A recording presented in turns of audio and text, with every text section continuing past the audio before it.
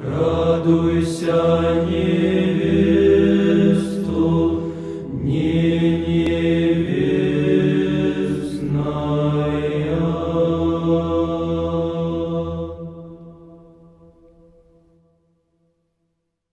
Bien, voy a continuar ahora con el tema de este ciclo acerca del amor. Quería seguir un poco, porque quedaron algunos temas, me parece, importantes, acerca del amor a Dios y el amor de Dios. Repito, para mí esto es muy importante. Cuando hablamos del amor a Dios, tenemos que hablar de dos y no de un amor.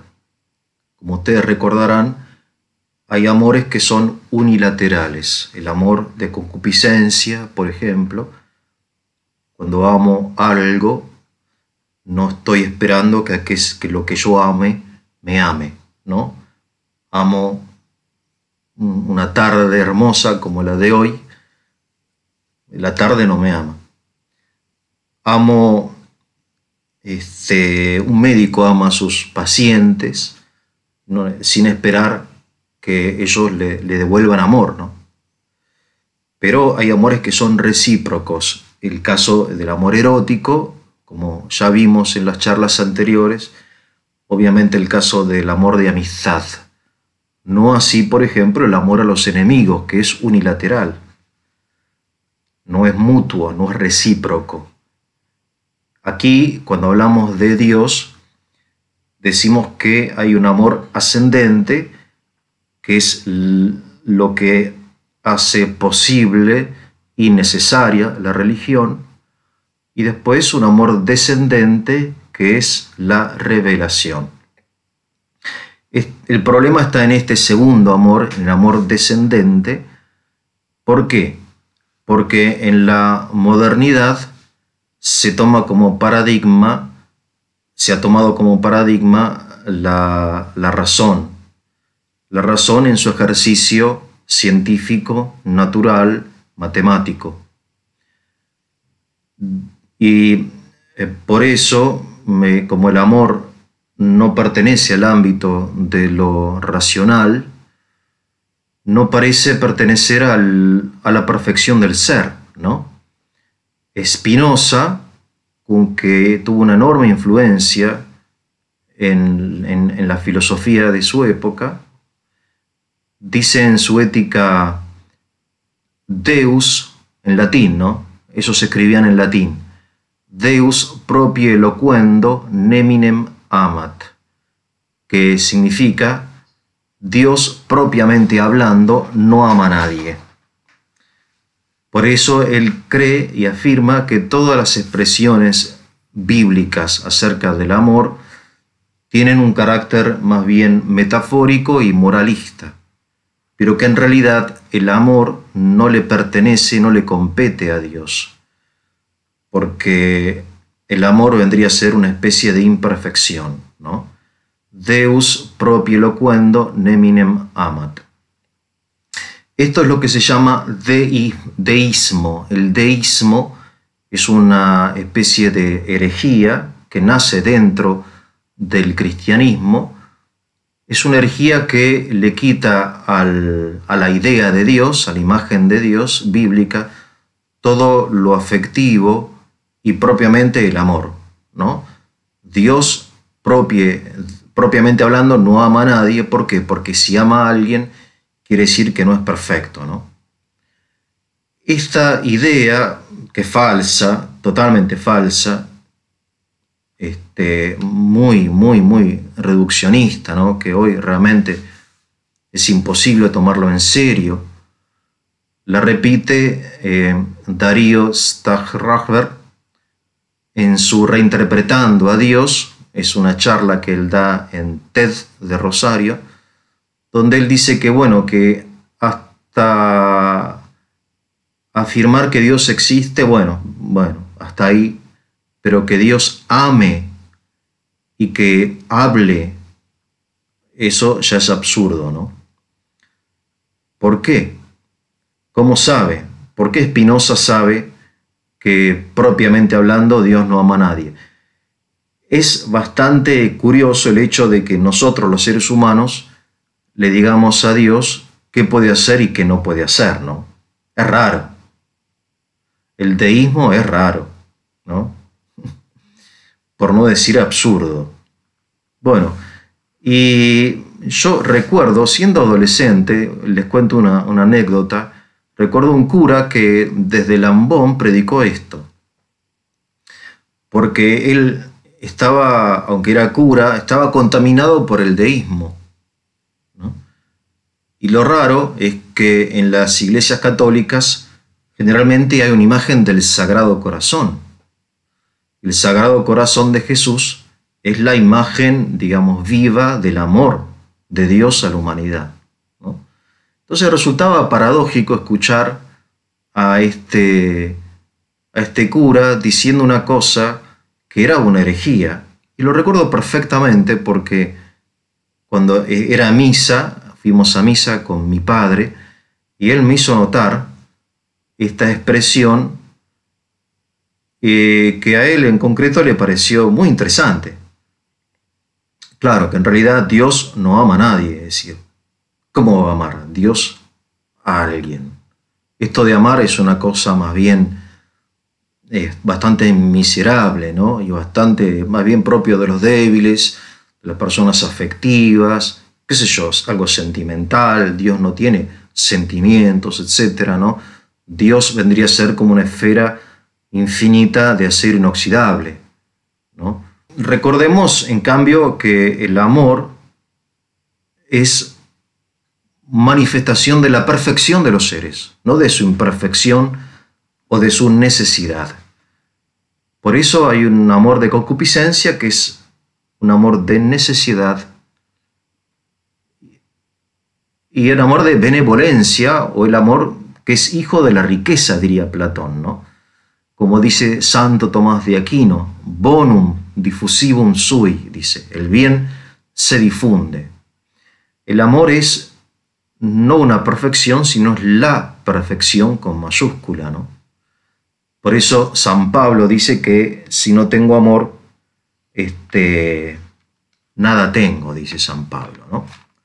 Y esto es importante, estar precavidos de este tipo de expresiones deístas que hoy también están de moda, que también es propio de la masonería, ¿no?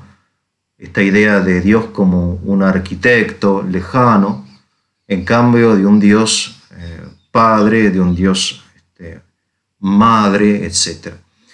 Por eso tenemos que, para hablar del amor descendente de Dios o de la revelación, tenemos que al menos admitir la posibilidad de tal cosa. Desde el punto de vista racional, admitir la posibilidad. Estoy hablando de las personas que razonan, porque de repente Dios se manifiesta en el corazón del hombre, conmueve el corazón y le da al hombre una certeza de su existencia, ¿no? O sea, hay diversas formas de revelación. Hay conversiones a Dios que son inmediatas, que son como rayos, relámpagos, ¿no? Que uno no puede dudar del hecho, como le pasó, por ejemplo, a Paul Claudel. Paul Claudel es un poeta francés, nació, no me quiero equivocar, en el año 1886, me parece. No, antes, en el 68. En el 68 nació, 1868. Una persona que no tenía fe, no creía en Dios. Había sido educado, como la mayoría de los franceses o de los argentinos de hoy, en una tradición cristiana. Bueno, las catedrales, ¿no? Las imágenes, las monjas, los curas, es parte de nuestra, digamos, del paisaje, si quieren, cultural de Occidente, pero él había perdido la fe en forma consciente y definitiva gracias a la lectura de algunos autores, en particular de Renan. Renan es un racionalista que escribió un libro que fue bestseller, como dicen hoy en Francia, titulado La vida de Cristo, donde él niega cualquier sombra de divinidad en Cristo. Cristo es una persona buena, y es tan buena, que resulta que la humanidad, por alguna razón, la creyó Dios. Pero no fue más que un judío, un predicador judío que murió crucificado, ¿no? ¿Cómo llegó a ser el Señor Jesús? Hoy, después de 2000 años, bueno, Renan nos lo explica. Es un disparate. Ustedes tienen que saber que todo esto es un disparate, ¿no? Pero es un disparate que por alguna razón está muy de moda, ¿no? Un poco me hace acordar, ¿se acuerdan? Hace unos años salió un libro titulado El Código da Vinci, de un pirata, ¿no?, llamado Dan Brown, que escribió muchos libros y en su deseo de hacerse famoso y rico, decidió usar un argumento que siempre funciona, que es el argumento religioso, ¿no? Y entonces agarra a la persona de Cristo, inventa toda una historia de evangelios apócrifos, de María Magdalena, de Leonardo da Vinci, de los Illuminati, de la Inquisición, hace un guiso con todo eso, y ese guiso resultó ser un bestseller mundial, que después hicieron una película, ¿no? Como que desenmascara el cristianismo. ¿Qué es el cristianismo, no? Un disparate, bueno. Pero muy taquillero. Hace 100 y pico de años, en los años 70 y 80 del siglo XIX, aparece este Renan que explica el Evangelio en forma natural, ¿no? El racionalismo es un naturalismo. Natural quiere decir que no hay ninguna intervención de Dios, no hay un amor descendente, sino que es todo ascendente, del hombre a Dios. Y entonces dice Renan que Cristo muere en la cruz, y entonces María Magdalena estaba tan perturbada por la muerte de Cristo, que empieza a tener alucinaciones, visiones, ¿no? Es decir, una mujer neurótica, histérica, y entonces de repente ve que Cristo está ahí, paseándose en el jardín, ¿no?, de ahí del cementerio. Y esa visión la convence a ella de que Cristo está vivo, y entonces va y se lo dice a los apóstoles. Y los apóstoles, por alguna razón, no se dan cuenta que están enfrente de una histérica y le creen, dice Renan. Y no solamente que le creen, sino que van y predican lo que esta visionaria, esta histérica, vio, es decir, a una sombra parecida al Señor, y van y predican lo que María Magdalena creyó ver. Y no solamente que predican, sino que dan la vida, porque ustedes saben que los apóstoles, excepto uno, San Juan, mueren mártires. Tan seguros de que María Magdalena, esta mujer que no era, ellos no simpatizaban con ella, ¿no?, porque no pertenecía al grupo de los apóstoles, aparte era mujer, y aparentemente había tenido una vida bastante complicada, ¿no?, antes de conocer a Cristo, etc. En fin, no era creíble, no era una autoridad, no era Pedro, no era Andrés, era una mujer, ¿no? Y entonces van y le creen, y lo peor, que todo el mundo le cree a los apóstoles. De modo que todos nosotros hoy, los cristianos, que somos algunos en el mundo, ¿no?, unos cuantos millones, somos deudores de una visionaria llamada María Magdalena, que vio una sombra, creyó ver al Señor, está vivo. Bueno, eso es lo que propone Renan en su libro, ¿no?, y que no resiste ningún tipo de análisis. Pero bueno,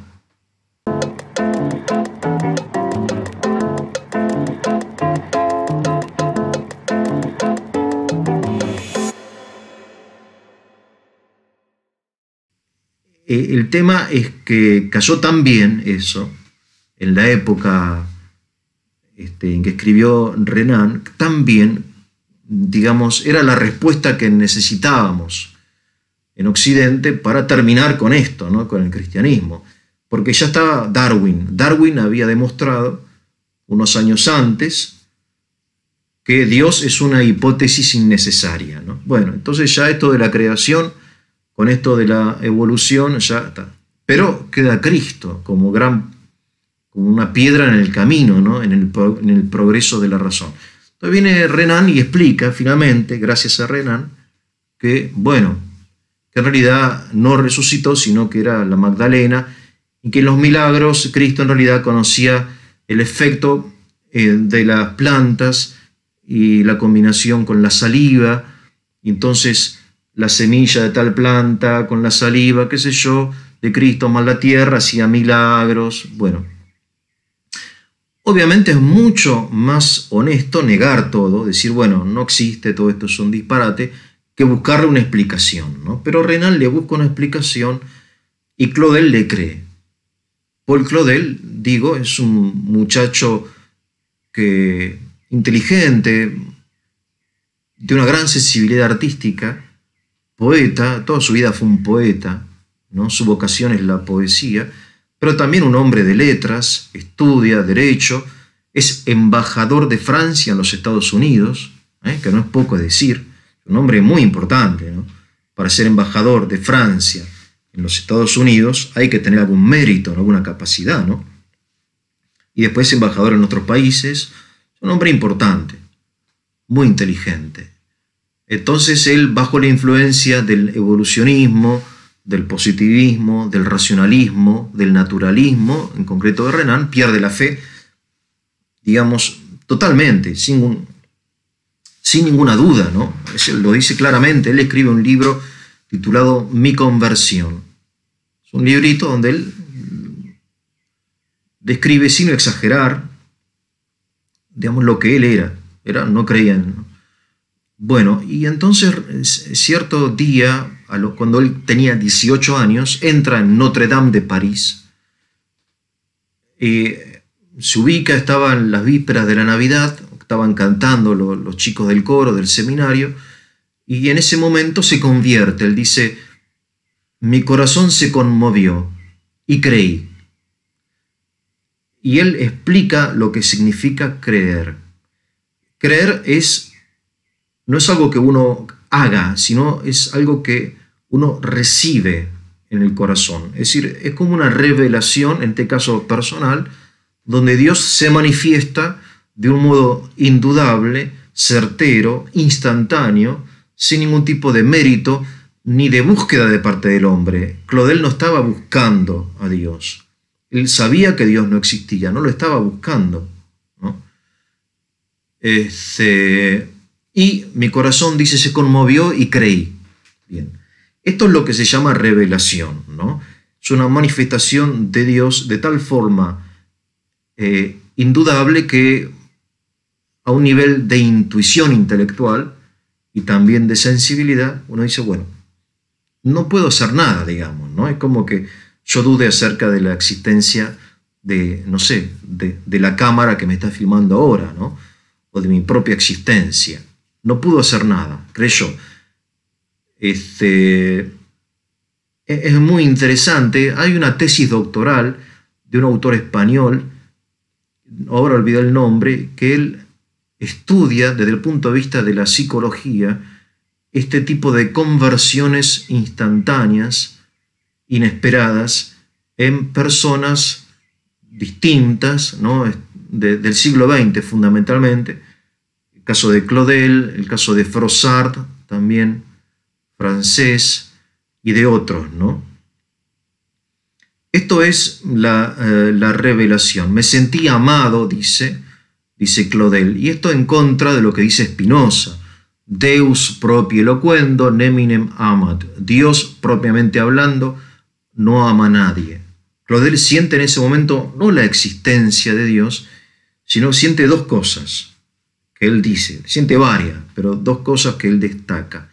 En primer lugar, el amor,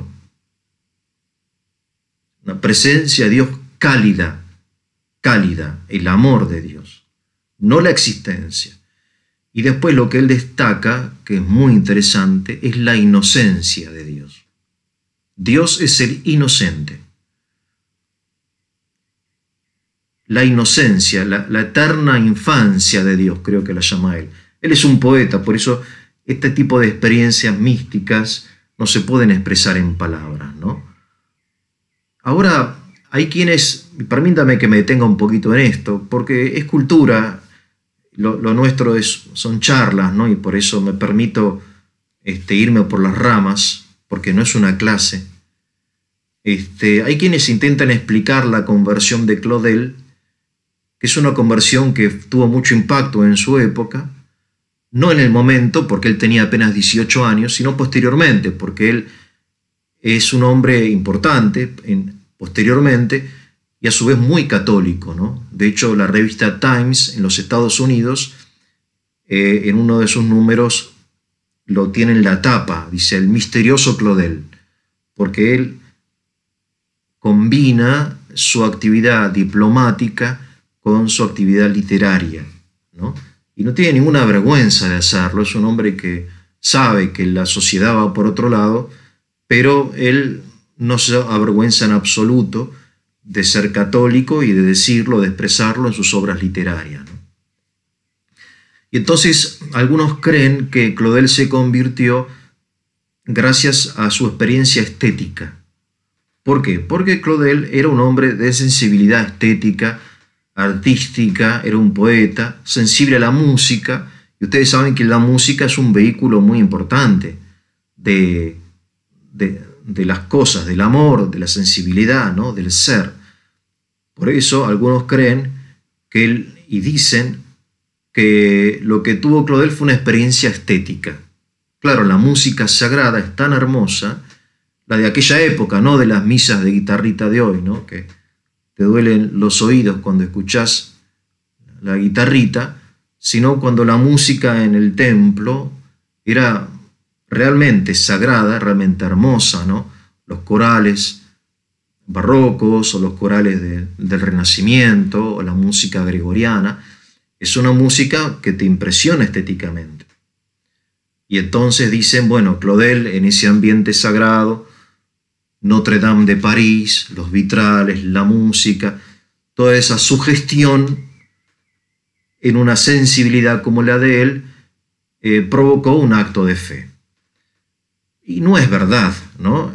No se explica, porque hay mucha gente que no cree en Dios y tiene una gran sensibilidad artística y aprecia perfectamente, mejor que Claudel, que muchos creyentes, no sé, los corales de Bach, o de Vivaldi, o de Victoria, qué sé yo, o la música gregoriana, etc. Y no hace un acto de fe. Es muy distinta la experiencia religiosa de la estética.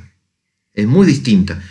Otra cosa es que la música sea un vehículo de la fe, eso sí, obviamente. Por eso la Iglesia siempre usó, en otras épocas, hoy por alguna razón usa muy poco, la belleza musical como vehículo de la fe, ¿no?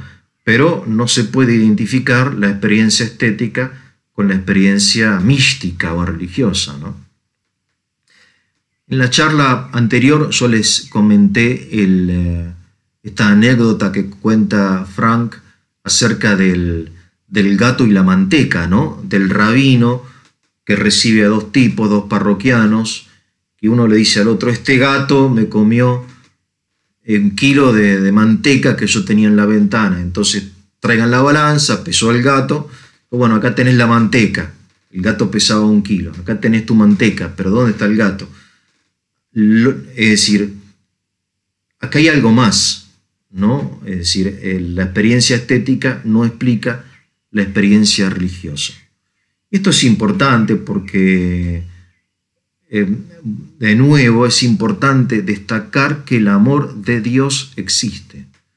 O sea, la experiencia estética es una experiencia subjetiva y por eso siempre estamos intentando, a partir de nuestro ateísmo, explicar la religión a partir de este amor ascendente a Dios, de esta búsqueda de Dios que caracteriza al hombre, como dice Hannah Arendt, ¿no?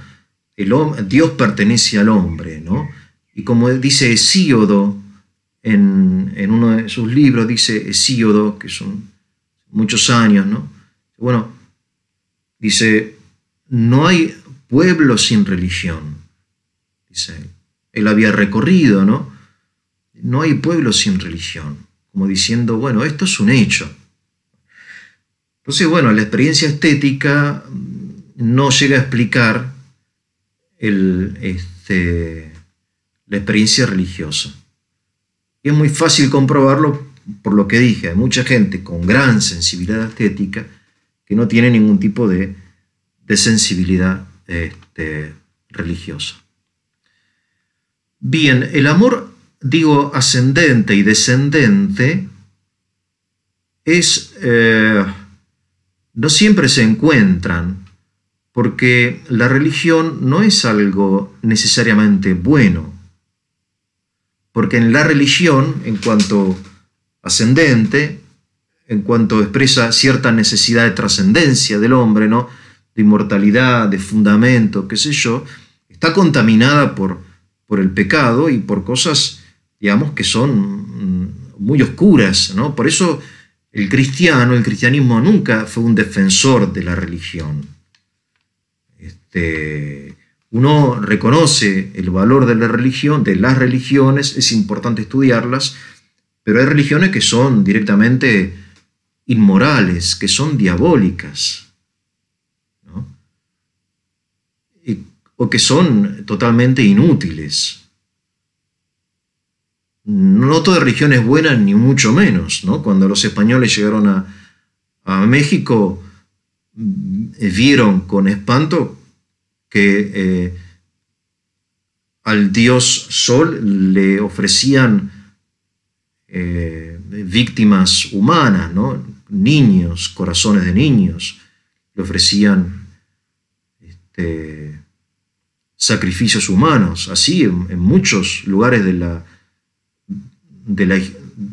la Mesopotamia mismo lo encontramos en la Biblia, sugerencias acerca de esto, ¿no?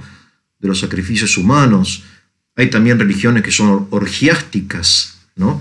Que intentan cierta unión con Dios mediante lo irracional, mediante formas artificiales de éxtasis, ¿no?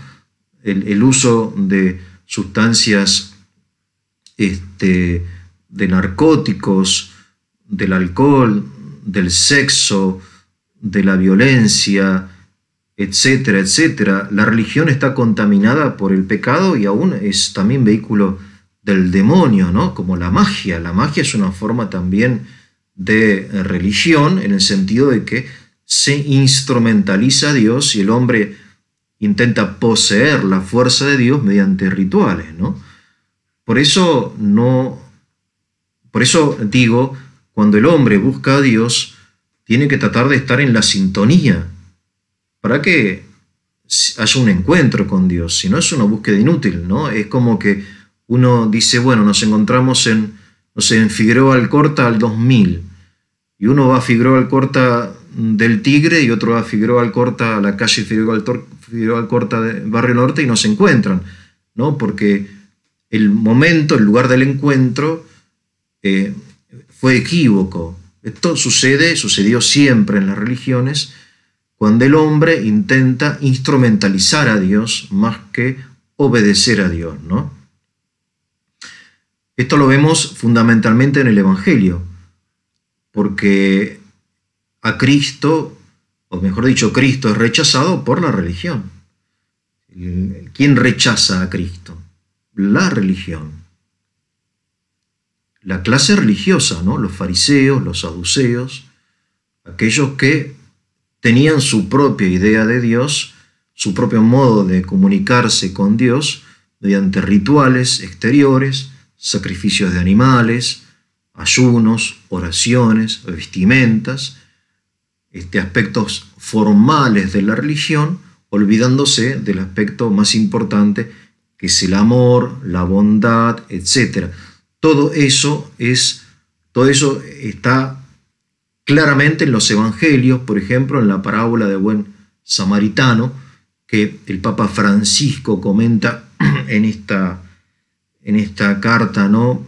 Fratelli Tutti, donde habla de que pasa delante del que sufre, no pasa un ateo, un agnóstico, sino pasa un sacerdote y un levita, vendría a ser un cura y un seminarista en términos actuales, ¿no? De modo que la religión es misericordia, es amor a los huérfanos, a las viudas, es compasión, etc. Por eso, cuando Cristo predica la conversión del corazón, está predicando algo que no nos gusta, y por eso buscamos otra forma de religiosidad que en los rituales o en algunas cosas formales, en el cumplimiento de rúbricas, etc. Digo entonces, y con esto termino esta parte, de que estamos hablando del amor, aunque parezca que no, pero de un capítulo importante del amor, que es el amor a Dios. Estamos hablando, vamos a hacer un pequeño resumen, de que el amor a Dios tiene dos movimientos, uno ascendente y otro descendente, como tantas cosas en la vida, como el agua que desciende en forma de lluvia y asciende en forma de vapor, como el fuego que desciende en forma de rayos solares y desciende en forma de llama. Es decir, muchas cosas de la naturaleza describen un movimiento descendente y ascendente. En el caso de Dios, decimos que hay un movimiento ascendente del hombre a Dios que fue considerado negativo en la modernidad durante mucho tiempo. Hoy se destaca más bien su aspecto positivo, vale decir, en términos de, anteriormente se decía, en palabras de Bakunin, si Dios existe habría que matarlo. Hoy se dice, si Dios no existe habría que inventarlo, como también dijo alguien, no me acuerdo quién, sea como sea. Hoy hay una aproximación desde la ciencia, desde la psicología, desde la filosofía más positiva a Dios, pero a la idea de Dios, no a la realidad de Dios. Para que esa idea se transforme en realidad es necesaria que la realidad se manifieste en forma de revelación, es lo que llamamos amor descendente. Y ese amor descendente, que llamamos revelación, es lo que tocó el corazón, por ejemplo, de Paul Claudel aquella noche de Navidad de 1886 en Notre Dame de París. Y hay una placa, fíjense que hasta qué punto fue importante.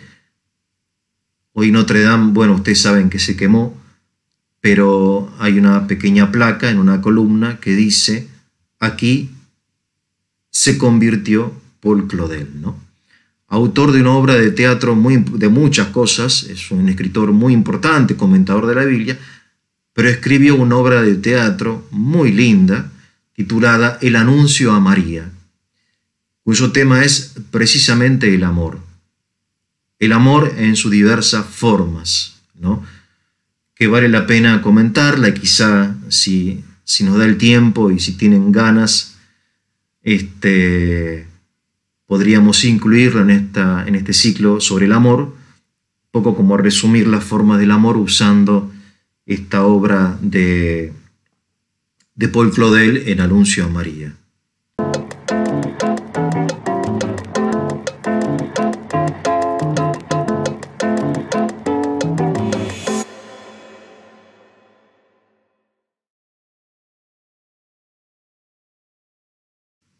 Bien, un poco más, continúo, porque quiero plantear una cuestión importante. ¿Se puede amarlo sin conocerlo? La respuesta es sí. Se puede amar a Dios sin conocerlo, porque hay un amor anterior al conocimiento y un amor posterior al conocimiento. Uno ama cosas que no conoce, y cuando las conoce, las reconoce y dice, bueno, esto es lo que yo estaba buscando. Ahora me doy cuenta, ahora sí lo reconozco.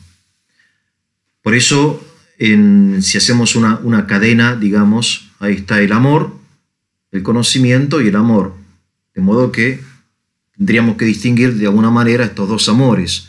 Un amor preconocimiento o anterior a la fe y un amor posterior a la fe. Esto sucede en las cosas humanas, ¿no? Muchas veces uno dice, esto es lo que yo quería y no lo sabía, ¿no?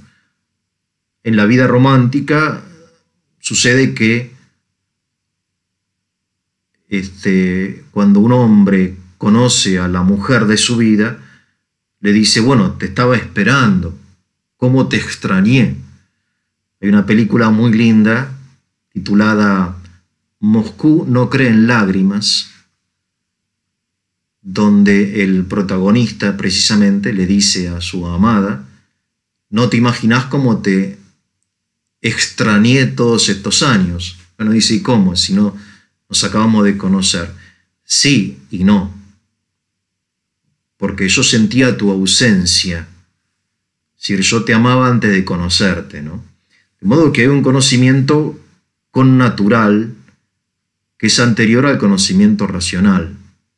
Ese conocimiento connatural se manifiesta muchas veces mediante esta nostalgia, esta necesidad, esta incomodidad, esta insatisfacción que sentimos al no conocer lo que queremos amar, ¿no?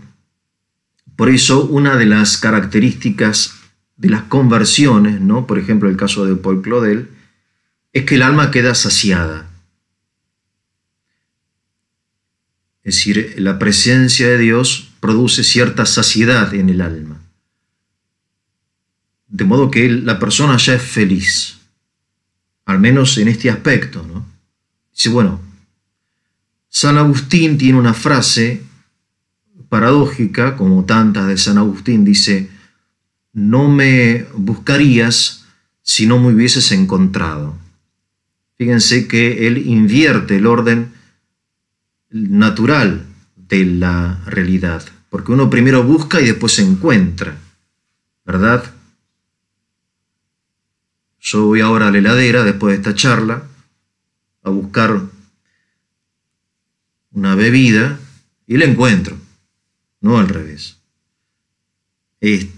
San Agustín dice, no me buscarías si no me hubieses encontrado. Vale decir que primero uno encuentra y después busca, en el orden religioso.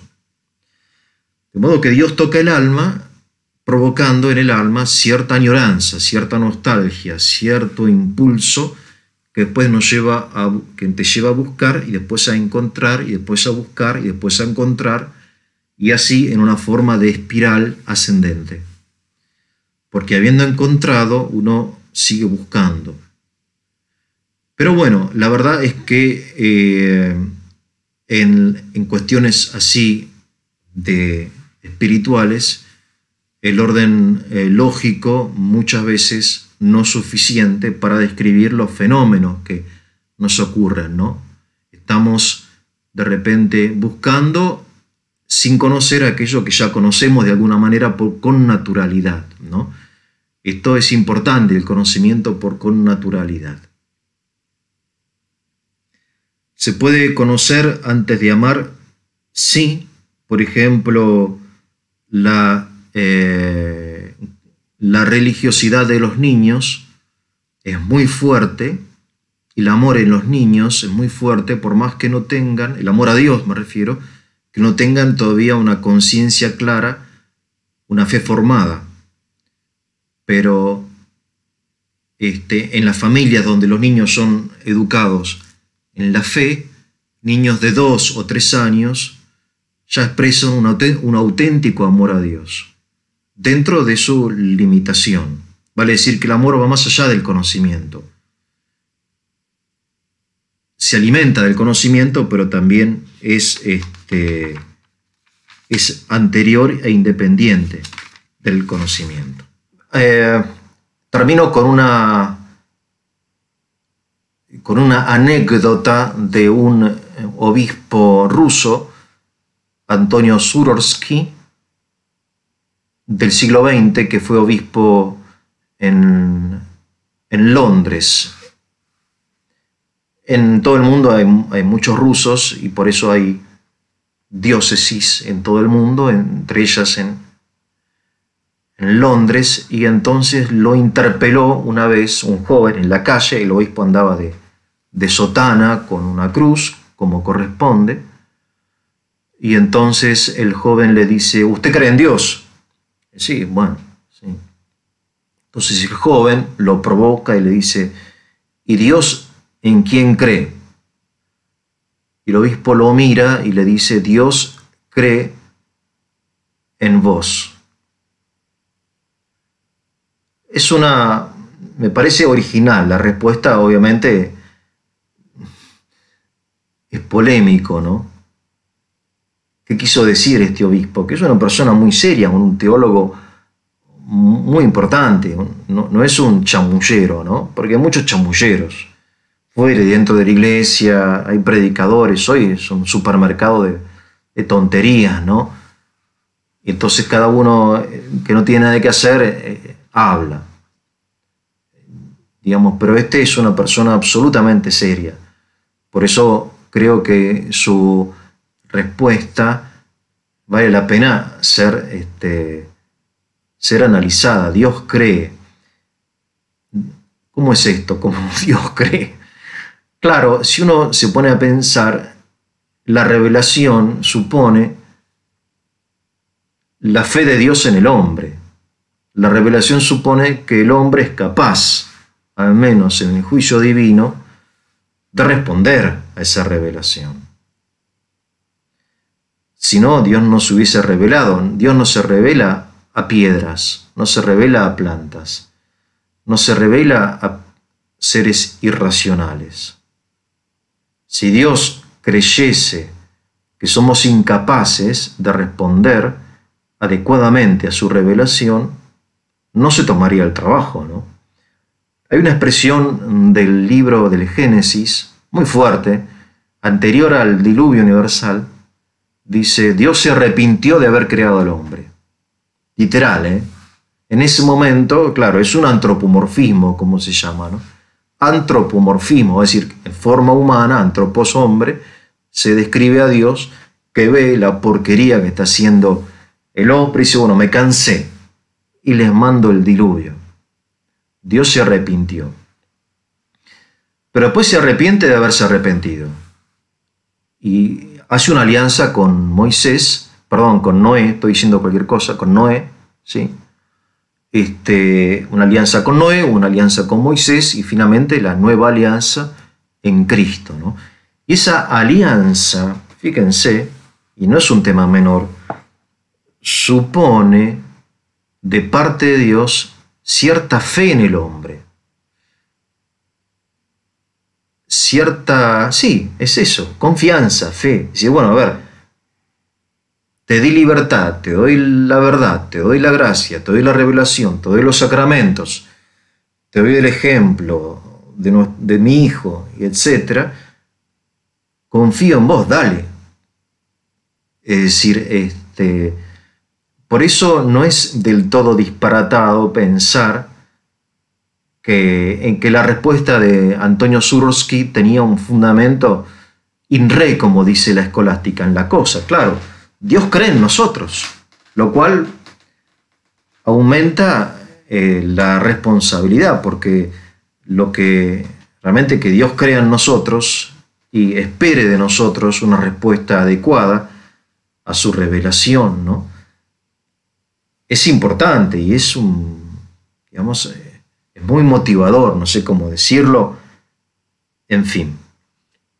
Y con esto, bueno, termino esta charla, ¿no? Es que anoté algunas cosas, por eso estaba chusmeando un poco algunas notas. Hay una frase de Pascal que es muy significativa también, que para mí está mal, ¿no? Pascal es un genio. Dice: prefiero equivocarme creyendo en un Dios que no existe que equivocarme no creyendo en un Dios que existe. Claro, él le habla a sus contemporáneos, ¿no? Son gente absolutamente contaminada por el racionalismo, ¿no? La época de Descartes. Es decir, hay que entender de repente cuál era el ambiente intelectual de la época para darnos cuenta muchas veces por qué esta gente como Pascal, que era un hombre de mucha fe, muy creyente, escribe cosas que de repente dice, bueno, no tiene mucho sentido. Porque de nuevo está jugando con la fe, en cierto sentido. Prefiero creer, vamos a pensar, prefiero creer en un Dios que no existe que no creer en un Dios que existe. ¿Por qué? Porque si creo en un Dios que no existe, la fe en primer lugar me ayuda a vivir, me consuela. Ya lo dijimos, la fe es un elemento saludable, el tener fe, el poder apoyarnos en otro. Está estudiado, científicamente comprobado, que la gente que tiene fe supera con mayor facilidad las dificultades de la vida, la crisis, la muerte, la pérdida del trabajo, la separación, la depresión, etcétera. La gente que tiene fe supera con mayor facilidad estas páginas negativas de su biografía que las que no tienen fe. Pero aparte, dice Pascal, si me muero y Dios no existe, no, vuelvo a la nada, no perdí nada. ¿Qué pierdo creyendo en un Dios que no existe? No pierdo nada, ¿no? No se pierde nada, realmente no se pierde nada. Porque tampoco dejo de disfrutar de la vida, digamos, ¿no? Si es mentira que la fe en el cielo me distrae de las cosas de la tierra. Eso es un chamullo de los marxistas, que la religión es un opio del pueblo. Nada que ver, la religión nunca fue un opio, al contrario, la religión siempre fue un incentivo, ¿no? Más, digamos, el capitalismo es siempre el sentido de la religión, ¿no? Eso lo estudió Max Weber perfectamente, cómo el trabajo, la cultura, la arquitectura, el arte, etcétera, la pintura, la música, la ciencia, todo tiene un origen religioso, al menos en Occidente, ¿no? Un mundo sin religión, al menos en Occidente, sería un mundo sin cultura. Bueno, pero aparte dice Pascal, bueno, si Dios no existe, nada, me convierto en la nada. Pero si no creo en un Dios que existe, después me van a pedir cuenta. Es decir, ¿por qué no has creído en mí? Me va a decir Dios. Y ahí tengo que explicarle por qué no creí, ¿no? Y entonces dice Pascal, prefiero creer en un Dios que no existe que no creer en un Dios que existe. Claro, son razonamientos interesantes, pero que siempre te dejan en ascuas, porque a mí no me interesa creer o no creer, al menos a mí, me interesa saber si existe o no existe, ¿no? Es decir, llega un momento en que el hombre quiere saber la verdad, y por eso no me pone contento, no satisface mi alma creer en un Dios que existe. Yo quiero saber si existe, y para eso necesito, repito, la revelación. Y es muy interesante saber que el nombre de Dios que se da a sí mismo ante Moisés es yo soy el que soy, ¿no? Es decir, entre tantas interpretaciones de este nombre, la primera y la más evidente es la afirmación de la propia existencia, ¿no? Porque los dioses de los pueblos nunca tomaron un nombre de ese tipo. Yo soy Júpiter, yo soy Marte, yo soy Poseidón, yo soy Afrodita, yo soy fulano, mengano, ¿no? Un dios determinado, digamos, una naturaleza, digamos, determinada, una persona determinada, perteneciente a la tradición del pueblo, ¿no? En cambio, el yo soy el que soy está afirmando ni más ni menos que la existencia, ¿no? Y eso es muy fuerte, es muy fuerte. De alguna manera, este nombre está diciendo, bueno, no soy una tradición, no soy una creación, yo de la cultura popular, no soy un mito, no soy algo, una idea que se remonta, se pierde en la noche del tiempo, sino que yo soy el que soy, ¿no? La existencia. Y Cristo viene a afirmar lo mismo, ¿no? Cuando Él dice, yo soy el camino, yo soy la verdad, yo soy la vida, ¿no? Esa afirmación del ser y no solamente del creer, ¿no? Esa afirmación de la fe descendente o del amor descendente y no solamente de la búsqueda de Dios por parte del hombre. Bueno, con esta charla termino esta serie de charlas sobre el amor. Hay una infinidad de temas que quedan abiertos, que pueden ser objeto de otras charlas, pero bueno, creo que más o menos como una introducción a la filosofía del amor en base a la frase de San Agustín, ama y haz lo que quieras, me parece que es suficiente. Después podemos volver dentro de un tiempo a tratar aspectos más particulares del amor, porque como bien dice Fromm, el amor tiene un aspecto teórico y un aspecto práctico, ¿no? Por eso lo llama arte, el arte de amar, no la ciencia del amor y la filosofía del amor, sino el arte. Y el arte es mucho más que una ciencia, es una habilidad práctica, ¿no? Y entonces me parece a mí que más allá de la filosofía, lo interesante es ver cómo, y lo más difícil, ¿no? ¿Cómo hago para amar? ¿Qué significa amar aquí y ahora? Bueno, nuevamente les agradezco su atención y como dicen en YouTube, si te gusta, ponele like.